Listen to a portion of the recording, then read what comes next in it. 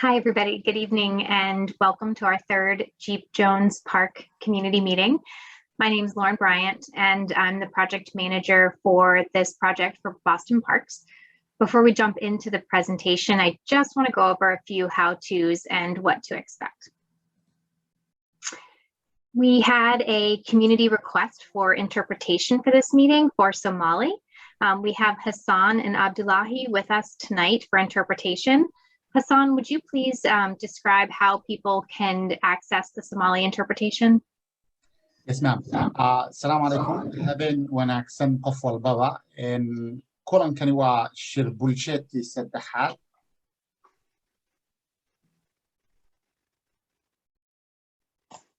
Perfect, thank you.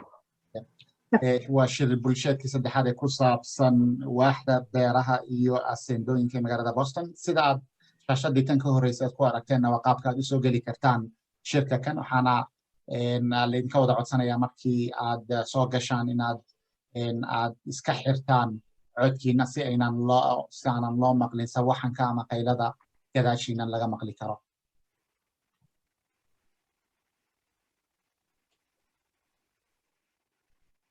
Thank you. We also want to make sure that everybody knows that tonight's meeting is being recorded and is going to be available on the project website within about a week.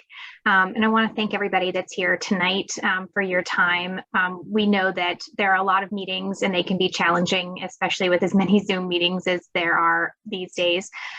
But please, if you'd like to share this, what you learned tonight with your neighbors, friends, and family, which will be posted on our website for those who may not be able to join tonight. Also want to just make sure that tonight feels comfortable for conversation for everyone and that each of you feels comfortable sharing your questions and comments. So let's please be respectful and mindful of others' time so that everyone has the opportunity to participate. You can always set up a separate conversation with me through my email at lauren.bryant@boston.gov.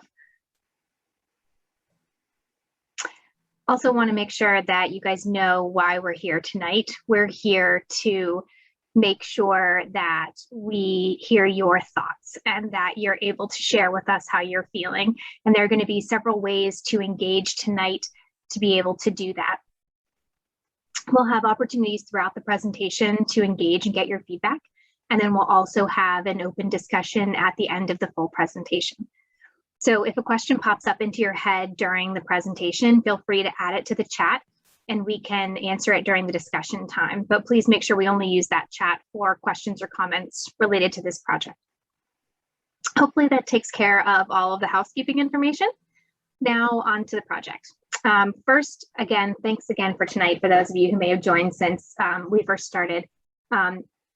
We will do a quick team introduction and a quick project overview to get you to date where we are today. Then we're going to go into the presentation. We'll share a really brief overview of our design options from meeting 2, and then share our proposed final design. We're going to be looking to the community to let us know if we heard your thoughts and comments from the first few meetings and whether we got the final design right. And then, like I said, we'll have time for discussion at the end of the presentation. Again, my name is Lauren Bryant, project manager for Boston Parks. I'm joined tonight from the city by Christine Brandeo, who is our outreach coordinator. She's a really great contact for things that are not necessarily project related, but parks related. Also a really great resource for friends groups. And then from the design team, IBI group, maybe you both could give a little wave when I say your name and then introduce yourself as you speak during the presentation. We have Kathy Offenberg and Tyler Gromley with us tonight. So here's a quick overview of where we are and what our next steps are. This is our third community meeting. At our first meeting in January, we talked about the park and the scope of the project. Got a sense from the community of what works and what doesn't, what the community feels is important to save and what might need to be upgraded or changed. At that meeting, we learned that the community was interested in renovating both the upper and lower terraces, not just the lower terrace, which was the original project. We took that feedback and requested additional funding to include in the larger park scope. At our second meeting in February, we shared design ideas based on what we heard at the first meeting. We gathered feedback from the community at that meeting, from the family of Jeep Jones in a separate family meeting with them, and then also through our online survey, which was available in both English and Somali. And it was really interesting to see, and actually made our jobs a lot easier, that there was a lot of consensus between those, and that with those three methods of outreach, we had the same majority responses to each of the questions, which was really, really great to see. Then tonight at our third meeting, we'll be sharing our proposed final design with you guys. And that's based on all the input that we've gathered thus far. And it's going to be an opportunity for you guys to let us know, like I said, if we got it correct. We know we'll never be able to get in absolutely everything everyone wants. But we just want to make sure that we got pretty close and that this is a park that you're excited to be going to whenever it's renovated. After tonight, we're going to work to make any updates to the design based on the comments that we hear. And then we'll plan to bid the project with the final design this summer and possibly start construction this fall for an anticipated opening of spring or summer of 2022. Can we go to the next slide? And what I want to talk about is the upper and the lower terraces, and to talk about the budget for those who may be new to our meetings. The original park scope was for the lower terrace only, and the budget was for the lower terrace only as well. So that construction budget was $670,000. And as I said earlier, Boston Parks requested additional funding to add renovations to the upper terrace. The additional ask was for $400,000 in construction budget.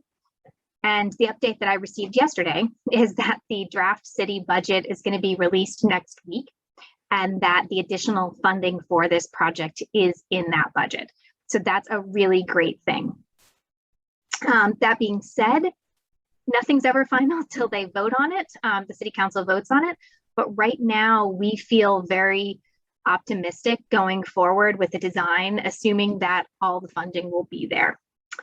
So once the city council vote happens, if there is a drastic change, which we're not anticipating, to that budget, we will reach back out to the community to talk about possible prioritization. But as of right now, we feel really comfortable that we're not going to need to do that. So the current plan for the park will have everything back up for the spring or summer of 2022 and utilizing the full $1,070,000 construction budget. So what we're going to show tonight is the proposed design for both the lower terrace with an opportunity, this is the next slide, with the opportunity to comment, and then the same with the upper terrace. We will then talk a little bit about the idea of honoring Jeep Jones within the park, and then we'll finish off the meeting by sharing our next steps and getting additional feedback on the proposed design. So with that, I am going to stop talking and turn it over to Tyler for the presentation. Thanks, Lauren. So as Lauren said, we got a lot of really great feedback on the community survey number 2 in both English and Somali. So we're going to run through a couple of the questions and just look at the answers that everyone provided, and then talk about how that influenced our final design. So here's a question: which amenities, existing or new, are most important to you? And a lot of folks said that children's play equipment is very important. Also trees and shade. A lot of requests for lighting improvements, for better nighttime lighting, open lawn areas, additional community gathering plaza, and then table and chair seating. There was some preference for children's spray features, but it ended up being less than the children's play equipment. And so we'll take a closer look at how that is impacting the final design in the upper terrace later on this presentation. Which play structure did everyone like best for ages 5 to 12, which is at the upper terrace? A lot of people prefer the double butterfly, which we'll look at closer later in the presentation. It's a climbing structure that offers a lot of play opportunities for ages 5 to 12 and some of the older kids, including the middle school that's next door. And we saw that a lot of children under the age of 18 and households of the survey respondents were between the ages of 13 to 18. That was 60%. 20% were between ages 5 and 12, and 20% were between ages 0 and 2. So that also influenced our decision on choosing play equipment in the upper terrace that was challenging for the older kids, ages 5 to 12, and maybe even some other older siblings who are willing to come along and join the playground. Tyler, before you jump into the lower terrace, sorry to jump in really quickly. The one thing I forgot to say earlier that I just wanted to note, we are joined tonight by several members of Jeep Jones's family, and I just want to acknowledge that and say thank you guys for joining us tonight. Sorry, Tyler, go ahead. Okay, thank you. So first we'll start with the lower terrace and then we'll look at the upper terrace. So the goals for the lower terrace are first, adding play areas for ages 0 to 2 and 2 to 5, upgrading park lighting, add seating and gathering spaces. We'll be enhancing park plantings, enhancing the perimeter fencing, and adding gates at all of the entrances along King Street. We feel this is really important now, especially since we're adding play equipment. And we'll be replacing pavement with new pavement that has smooth surfaces and getting rid of some of those bumpy, irregular surfaces down there. So a recap of the concepts we presented at the last community meeting. We presented 2 concepts for the lower terrace. One showed 2 separate play areas for ages 0 to 2 and 2 to 5, with a separate seating and gathering area in between the play areas. The other concept showed 1 combined play area with a seating area inside the play area. We heard a lot of feedback with preference for the 2 separated areas, which would provide a quieter seating area in between the 2 play areas and just more of a separation between the youngest kids, the toddlers, and ages 2 to 5 for the play activities.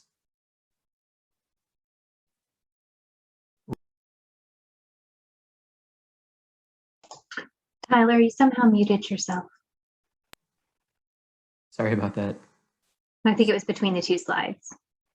Okay, so back in action here. We looked at 2 different types of play equipment for ages 0 to 2. One shown on the top is called the Jet Setter, and it was a play structure that offered a variety of active and passive play.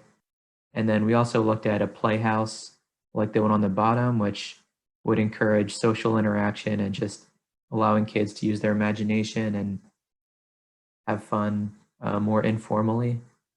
And that seemed to be the preference of everyone, both on the call and who responded to the online survey.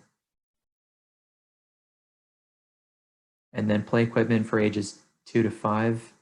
Similarly, a play structure that offers a variety of physical and kind of cognitive play. And then also a traditional post and platform structure, which has slides and climbing opportunities. And this dynamic play structure, as we're calling it, was the favorite of the majority of people. So now we'll look at the final schematic design that we kind of took all of the favorite elements from the last presentation and the online survey results and combined it into one plan. So this concept shows the 2 different play areas for ages 0 to 2 to the north, and then ages 2 to 5 to the south. In between them, we have a seating area with tables and chairs, so parents can sit and watch both areas at once, and it could also be a quiet place to eat a lunch with your family. And we'll take a closer look at these play areas on the next slide. Around, we're also introducing a new walkway into the park to provide more direct access from this entrance on King Street to the new play areas. That we'll keep the same perimeter walkway and just replace the pavement with new smooth asphalt pavement. And we had requests for a tricycle track to be painted along the outer perimeter. So we'll be including that in this project as well. There will be an open lawn space in the middle here, And we know the current lawn is pretty hilly and not great for seating and playing ball game activities. So we will try to flatten out that lawn area and make it more usable. The central area will remain. We'll replace the pavement, which is currently dirty and has graffiti, with some new pavement. And we see this remaining as a flexible gathering and event space for the nearby religious organizations and other community organizations, and just families who want to have gatherings there. It's a nice open space. These seat walls will stay. They'll just be cleaned up. They're a little bit dirty, but they're still in great shape overall, and we think they provide a nice amphitheater seating area for the community. We will be adding planting to the hillside behind that amphitheater seating area to try to keep people from walking up on that hillside. We've heard reports of a lot of broken glass up there, which could result from people drinking and doing undesirable behaviors up there. So we think planting will help to keep people down in the seating area and just out of the areas where they shouldn't be up here. In the last presentation and the one before that, we looked at ideas on how to activate this overlook space. And we explored options of adding some tables and chairs or adding telescopes. And we didn't hear a lot of excitement from the community about that. And so we looked at opportunities to incorporate activities elsewhere on the upper terrace. And we'll take a look at that later. But we did want to hear everyone's feedback on whether you would be okay with not including improvements here, aside from increased lighting during night and not adding furnishing, or if you would prefer to spend the money to include furnishing elsewhere in a more used space. So we can talk about that after this portion of the presentation when we open it up for discussion on the lower terrace. So here's a close-up of the play areas, and you can see there's a seating area in between, and we heard a lot of preference for seating areas with tables with individual seats. These would be fixed tables with fixed seats, and they would have backrests, which would be good for elderly people and just more comfortable for people sitting for longer durations of time. We'll have 3 tables, and we could see 2 of them having game tops on the top of the tables. And one of them, like this one in the middle, would have an open seat to provide room for ADA access. So anyone in a wheelchair could join the table seating comfortably and still keep an eye on both play areas.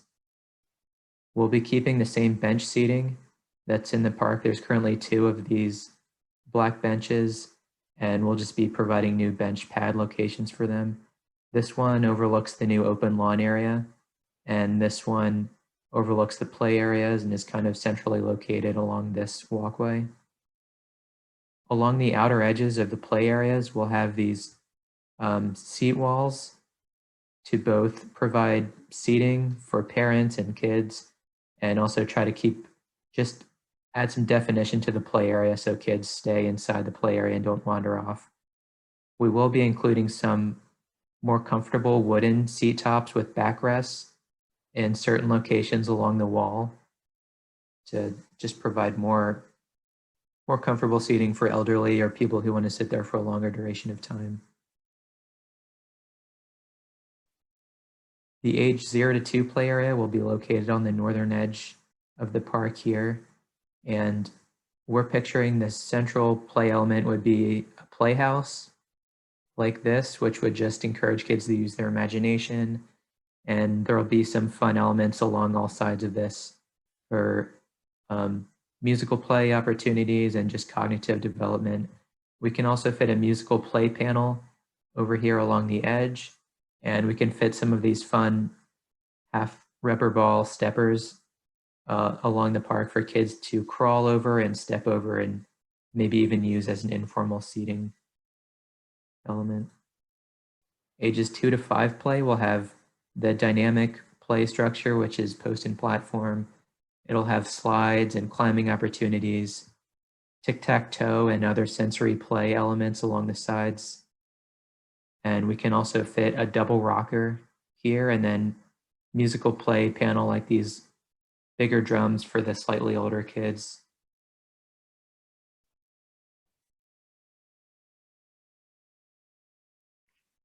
So should we pause for feedback now, Lauren?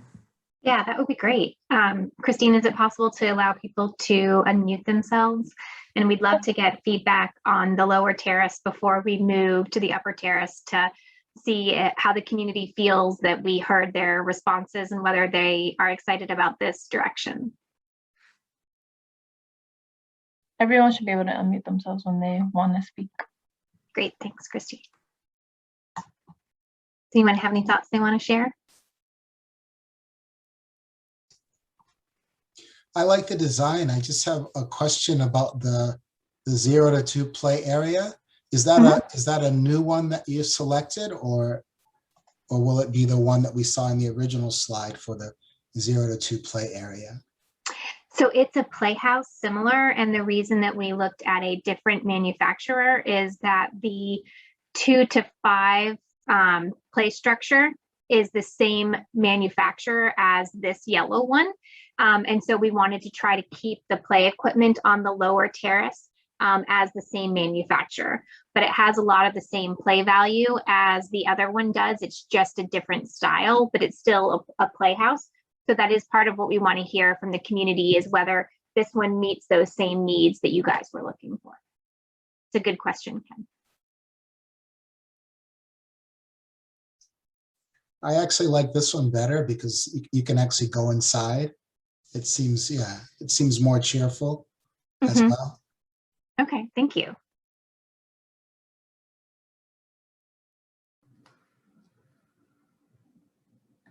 Anybody else have any other thoughts before we jump to the upper terrace? I just wanted to say that I like everything that I'm seeing so far. It's just matches the survey and what we were hoping. Can you, Tyler, go to the first slide that you were talking about, the question that you had on that space? Yeah, the overlook space. Is that something that you thought about putting the telescopes in, or if we say we don't need it, there is nothing else that can be replaced in that area, or is it a use? I mean, I just want to put some equipment so we don't just use the waste the space. So thanks for bringing it up, Firdaus. So one of the things that we heard from the community is part of the concern with the overlook, jumping back, is the negative behavior that happens there now, right? In terms of people throwing glass bottles over onto that hillside, concerns about gambling, drugs, other things that happen there. So part of what we talked about and heard from folks is that if we add in seating or other things, there's the concern that that makes that activity more enjoyable in that space, potentially. So we wanted to come back to the community. Nobody was overwhelmingly excited about, yes, let's do something there. This is going to solve all of the problems. So we wanted to be able to come back to you guys to say, you know, should we leave it the way it is and spend that money elsewhere if there's not this overwhelming excitement? So maybe once we talk about the upper terrace and some of the additional items that we thought could make sense there, maybe we revisit that overlook and sort of try to figure out, does it make sense to put something there? Because if it's really important to the community, we can look at shifting some of the funds around and just reallocating where some of those items go. I think that makes sense. I think just let's use that budget somewhere else. That makes more sense. Okay, I understand. That sounds good. And I'm not seeing any like a water fountains or water sprinkles in this area. So I'm just wondering, is there intention to do that, or it's going to be allocated somewhere else? Yes, not on the lower terrace. There is not water coming to the lower terrace now. So adding any additional water in terms of water play or drinking fountains would be really expensive on the lower terrace. However, with water already coming to the upper terrace, that's where the water play and drinking fountains would be. We could look at it at alternate in the bids, depending on how the pricing comes in from the contractors, if it's important to the community to try to get a drinking fountain down here. But right now, that would be a decently expensive item to bring that into the lower terrace.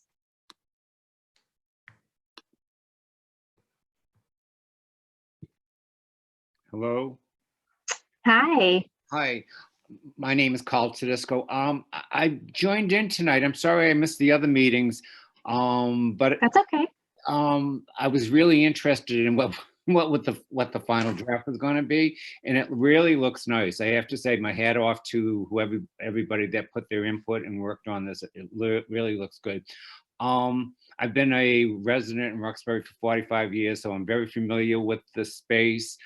I don't go in there because I'm too old to be playing in there with like younger kids. But I do use the space coming and going for access to Roxbury Crossing T station. Mhm. So, I'm usually earlier in the morning and then sometimes more later at night. And as you said, I stopped using this area for a pass through because it was sort of hairy going through there at nighttime. So Right. what I wanted to ask, I heard you say that there was going to be a new entrance on King Street. And I heard you mention something about gates. My thought is, is the new entrance going to have gates, or the old entrances are going to have gates, and are they going to be locked at a certain time? And lighting is a big factor for safety, of course, at nighttime, because I think, as everybody knows, across the street, the old, what was that, the King Park or whatever it was in the back, there was an absolute disgrace. I mean, as a kid, I remember when it was nice and then it just deteriorated. And it was because there was no supervision, and I hate to see this happen. I remember when this was first done 30 years ago, I think maybe, the Jeep Jones Park. Mhm. So I love everything that you're doing. The overlook space is a magnet for, I don't want to say it's a magnet for teenagers, because, you know, they have a great spot to overlook everything. So if they see police coming, they can get out of there fast enough, because, you know, it gives them a good vantage point. So what I'm wondering is that, because this is right at the entrance, more or less, of Roxbury, and it's such a visible, you know, like, welcome to Roxbury spot for everybody coming that not familiar with Roxbury, I think that lighting at night and it really keeping it maintained and clean, and I don't know what, like, maybe, you know, the gates and the lighting would prevent it being a magnet for kids at night, you know, hanging out and throwing bottles around or whatever they do up there. I don't know if that's anything and that's in the plans that you have. But I think so far what I've seen is great. And one other question, what about the stairs? Are they going to be repaved or done anything to them? The stairs aren't part of the current scope. They actually are in pretty good condition, Okay. other than some lighting that Tyler and I looked at over there. And to answer the question about the gates, so what we're looking at right now is gates along King Street. There's a lot of traffic that comes down there, and with the introduction of children's play to the lower terrace, we want to make sure that it's not easy for kids to run out into that street. Yes. So we're looking at putting the gates there. However, Boston Parks does not lock those gates at night. I see. So it's not a matter of them being locked. It's just there so that kids can't run out into the street. And in terms of lighting, I think Tyler will be able to talk a little bit more about the lighting and things that we're looking at, especially as it relates to the upper terrace, as we get to that portion too. Yeah. But yes, lighting is something that we're looking at as part of the project. I feel badly because, as I say, sometimes I come home late at night taking the train, you know, and I like to cut through, but I found out it's better to stay on the main street than to go through the park. But I mean, that's just the way it is, you know.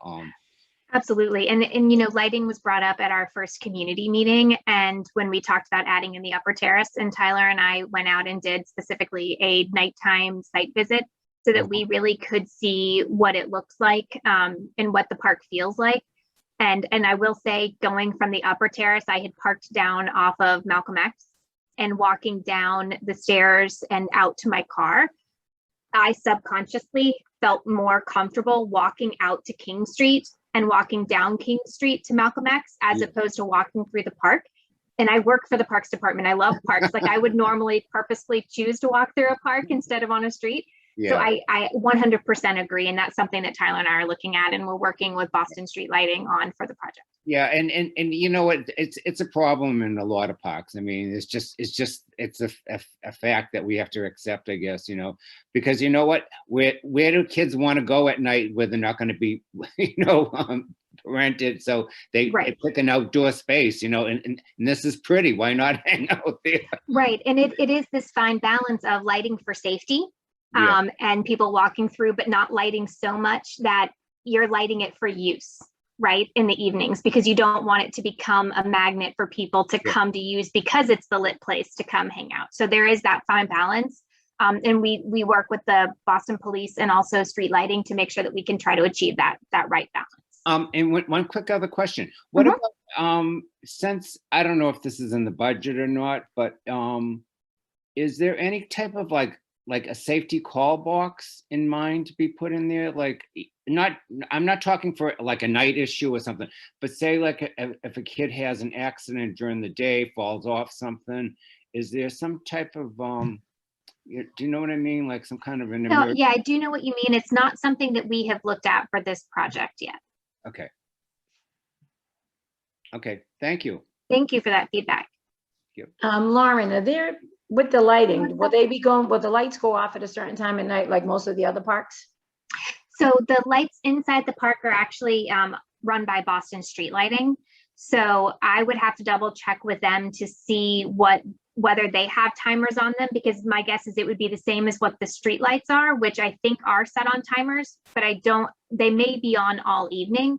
Again, that's part of why we want to make sure that we're balancing for safety versus usability. Okay.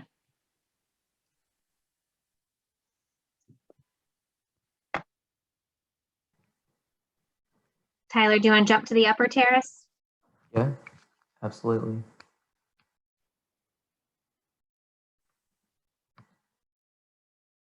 So here's an image of the existing upper terrace, and we'll be talking about some of the improvements we're proposing to make.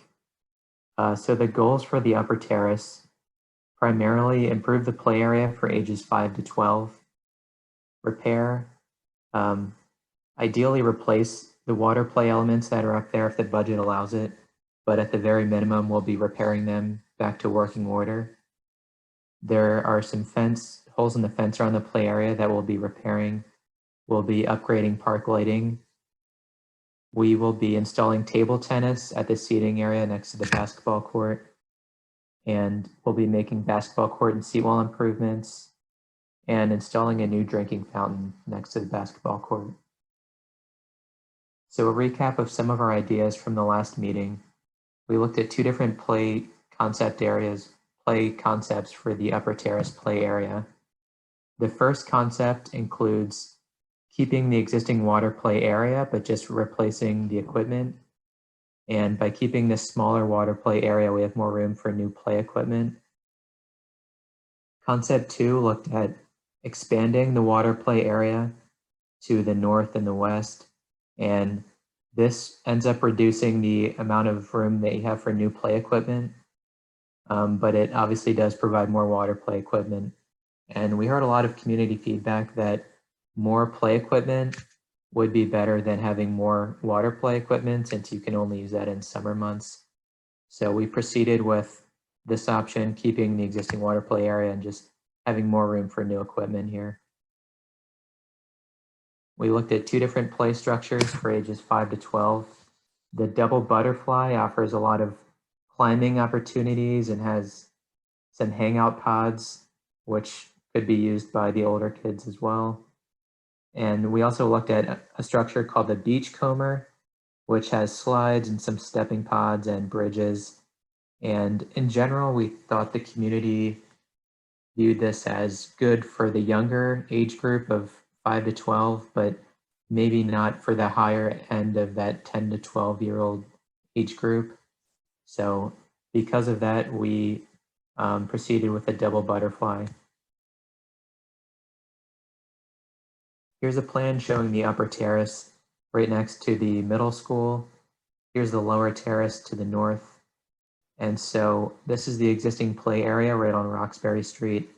We'll be adding new play equipment to this area and new water play equipment, as well as improving the fence around this area.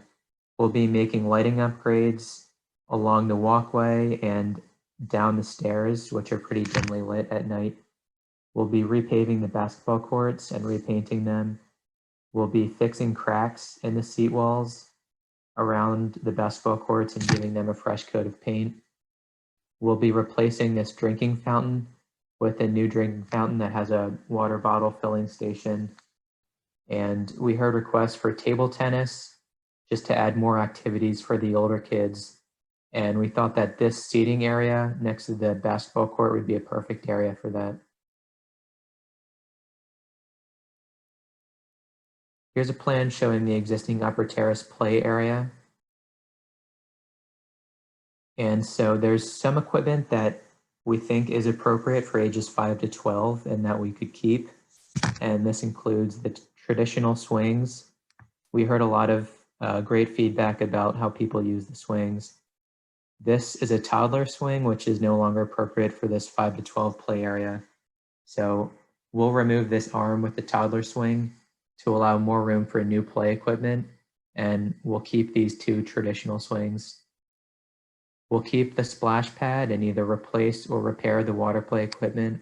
Hopefully we can replace it if the budget allows it. This spinner is a favorite of a lot of the community members that we heard from, so we'll keep that.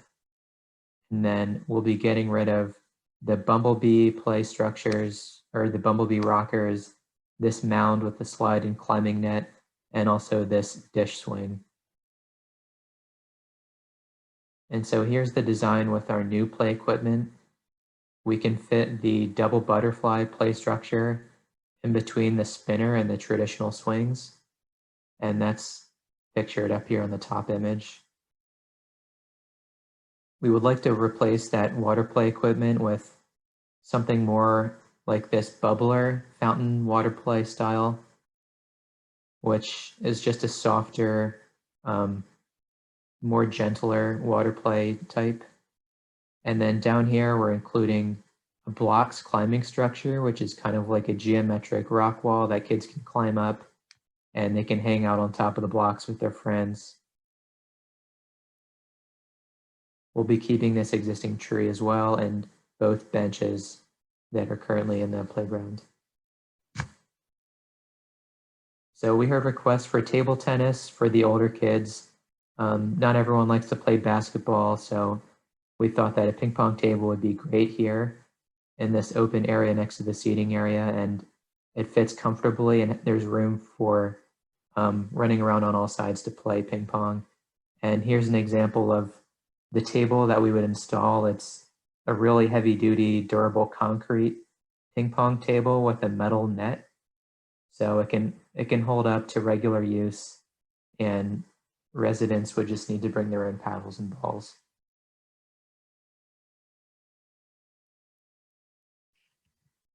So now I'd like to pause and hear feedback about the upper terrace play areas and the other improvements we talked about.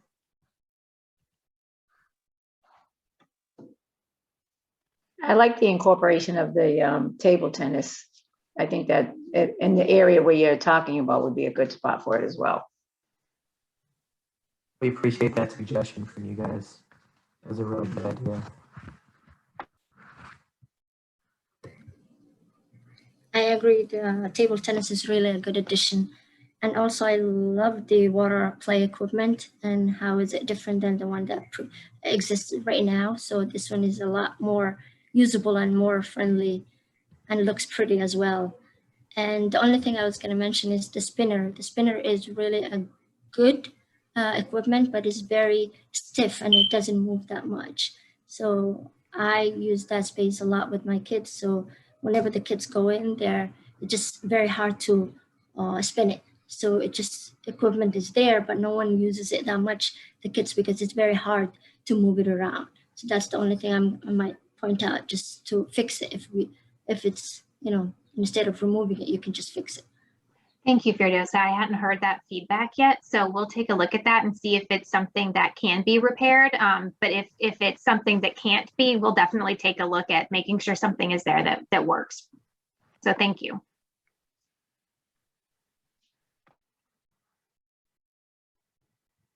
Does anyone else have any thoughts on the upper terrace?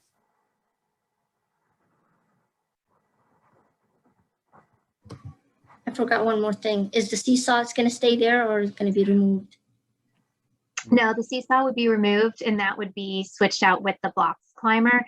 And part of what we were really looking at, especially with the addition of the younger kids at the lower terrace and this being next to the middle school, making sure that this playground really geared toward those older kids, and the seesaws just really aren't going to hold their attention.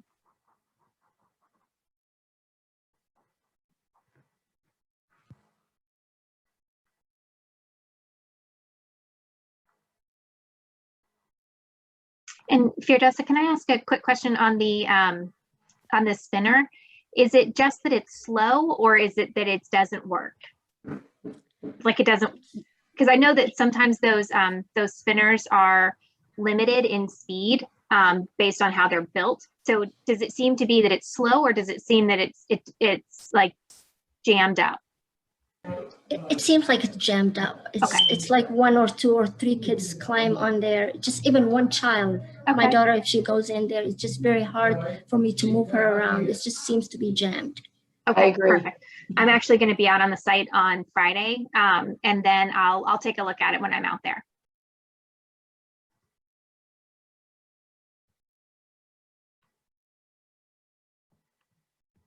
Can I say one more thing? Oh, of course.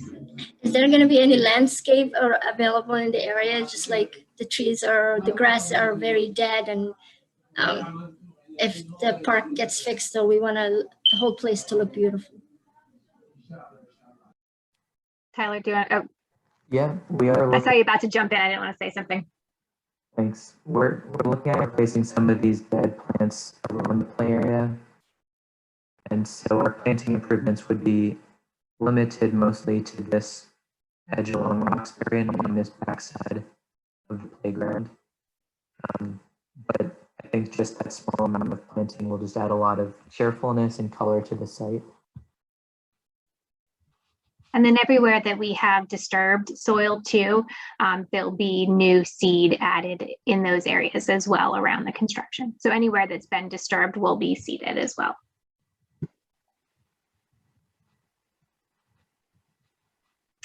Should we talk about one of the other things, and we don't have any definites yet, and we can share with the community once it is decided. One of the things that we talked to Jeep Jones's family about is putting some interpretive signage in the park. And it's something that we talked about in the survey of, just making sure, actually getting an idea from the community is if they knew who Jeep Jones was and what his contribution was and what his connection to the park was. And we were really pleased to see that many people did know that connection and wanted to see more about who he was. So we're going to be putting an interpretive sign in the park about him, and we'll be working with the family. And we've already started talking with them, and they're going to help us with the narrative that's going to go there and some pictures, so that we'll be able to honor him in a way that when people come to the park, they'll know more than just his name on the sign. So that's something that we'll be doing, and Parks and the design team are going to be working with his family on that. And for those of you who may not know Jeep Jones's legacy, he lived in Roxbury for a very long time. He was born in 1933 and sadly passed away last year. This park was dedicated to him in, I believe it was 2010. If anyone from his family knows otherwise, please correct me. But he was a prominent civil rights activist and youth activities coordinator in the city of Boston.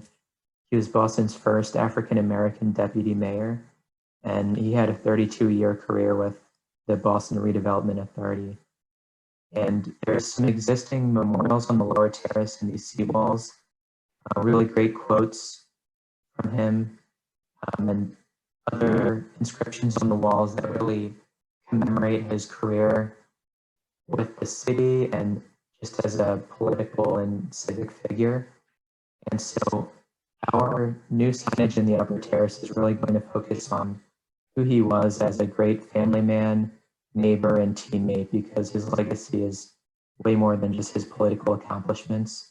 So we'll be working with Chief Jones's family to develop interpretive signage, as Lauren says, that has photos of him and just other things about him that the community should really be aware of.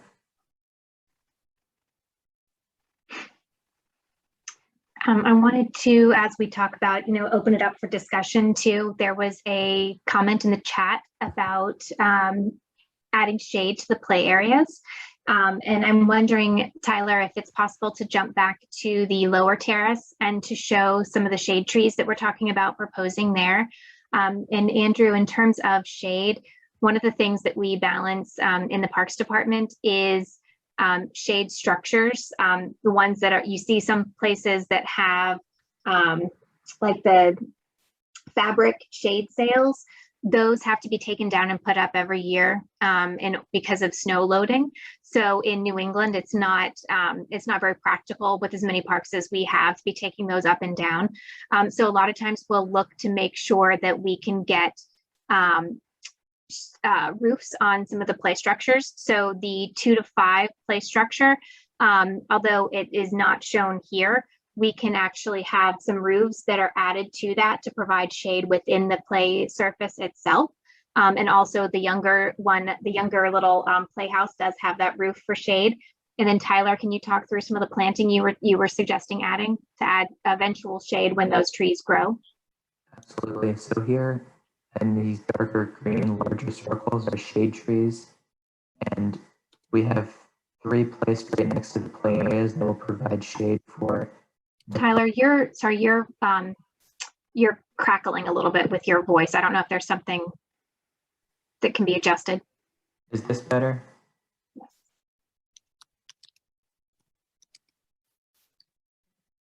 Can you hear me now?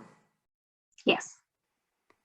Okay, so we are placing some shade trees along the outer edges of the play areas, and these trees will provide shade for the play areas, the seating around the play areas, and then also the seating and gathering area.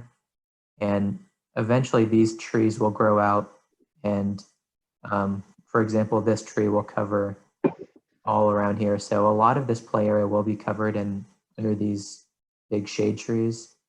And we've also got some smaller trees along the outer edges that will provide shade for people sitting along the seat walls in these areas. And if we look at the overall Lower Terrace Park plan,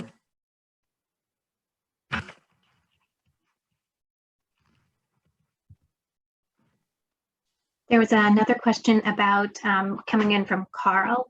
You were asking about attracting dog walkers. Is there a concern with, you had said something about receptacles? So there definitely will be trash receptacles in the park. That's standard with Boston parks to have trash receptacles.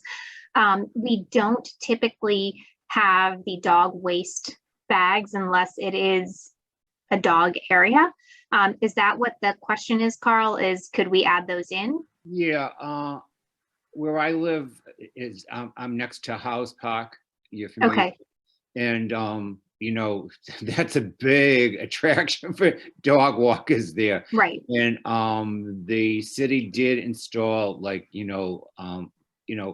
special trash, well, not really special trash barrel, but more trash barrels. And they do have a receptacle like on a pole that is somebody in the neighborhood has a key and they refill it with the doggy bags that they can put the waste in. I was just wondering, I would think this wonderful new green space, people are going to be attracted for their dogs to go there, and all good and well. But you should provide something to keep it clean too. If they provide the bags, it might be nice. Thanks. We can, yeah, we can take a look at that. Yeah. Thank you.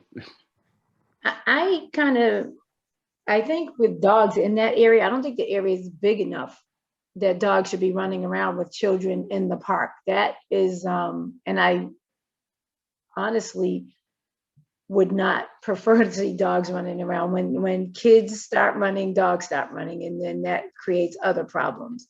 I think it's a safety issue. And I also feel like everybody's not going to pick up their dog's poop. And you got kids that are going to run around and they're going to step in it. And I just think if we could deter that, if there were signs that say no dogs or, but I don't advocate for dogs being in a park with kids. Thank you. And Melissa, I am glad you said that, because one of the things that does go, and I'm in my brain, I'm still not thinking about this with fully with the playground being added like we were with the gates. But when we do have playgrounds, we do put signage about no dogs because of that exact concern. So I didn't think about that in regards to Carl's question, but there would be signage added to the lower terrace like it is at other playgrounds for no dogs. And the upper terrace as well? For the playground, yes. Yes, It would okay. be in there because it's a fenced playground Right. in that contained area. The sign would only be on that playground fencing. Okay. There should be, if that's the case, there should be signs encouraging cleaning up on the grass area. Yeah. I mean, that was also one of the things that I was asking for the older kids, if there's some flat grass area where it is now, that's more space for them to be able to run, or even my son loves playing tag, so that would be great for him. And 10 and 11-year-olds who like to play tag, they could run around in that area. So again, that just creates a problem to me. Yeah.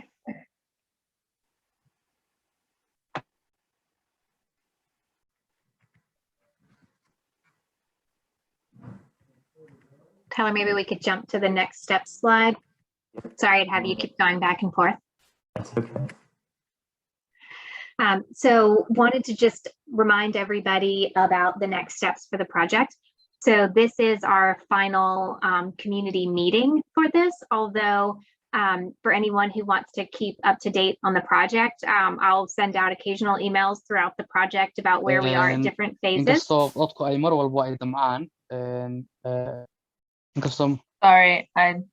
that was my fault. That's okay. Sorry, the Somali interpretation ended and jumped back into the main meeting. So just to let everybody know that this will be the last community meeting, but throughout the process, I do like to send out emails to everybody that's been involved just to keep people up to date as to what's going on. So if you aren't getting my emails about this meeting, please feel free to reach out to me and I'll put my email address in the chat to make sure that you guys can let me know if you want to keep up to date on things. As I was saying, the draft city budget announcement is supposed to be coming out in the next few weeks, which will be publishing what I was talking about earlier with the increased proposed budget for this park. We're going to be working this spring on interpretive signage with Jeep Jones's family. We will, we being the design team, not necessarily me, will be working on the design development and construction documents based on the comments that we heard today and finalizing, getting ready to bid the project. And then this summer, we'll have the city council vote on the budget, which will finalize the budget for the project. And like I said earlier, we're optimistic that that's not going to change and that we will get the full value for that. But again, if anything changes, we'll reach back out to the community to talk about prioritization if it's needed. So then this fall, we're hoping that construction will start, and by next spring, summer, we will have a brand new Jeep Jones renovated park for everybody to enjoy. Does anybody else have any other questions for us? Can I just make 2 comments? Of course. Please. The first thing is, as as you have mentioned earlier, you are honoring the legacy of Mr. Jones. And I've met Mr. Jones, and he's a great man. And that's the reason I'm hoping that a lot of Somali community members use that park. If there's any the statements and the this history about Jeep Jones, if there is a possibility to have a little sign in Somali language, few words about him in Somali language, so moms and the people that use there, they will understand his legacy as well in their own language. So that's something I'm hoping that you can include it so that we can appreciate his legacy more. And the other thing I was going to mention is there is the connection between the lower terrace and the upper terrace. There is this steep, long stairs. So I was just wondering, is there anything on the project saying that for the wheelchair users and for maybe moms with the strollers, if there's a ramp or something to connect between the lower and the upper terrace, is there any plan for that as well? Okay. So I can address both of those. So yeah, I think that's a really great suggestion about the signage in Somali. I think that's really a great suggestion, and we can work on that as we get the text and finalize that with the community, or sorry, with the family. And in terms of the ramps, unfortunately, there isn't part of this project. Part of the issue is it's such a grade change that we literally would use the entire park as a switchback ramp to make up that distance. It's too great of a distance to be able to put in a ramp in the physical footprint of the park. Thank you. Mm-hmm.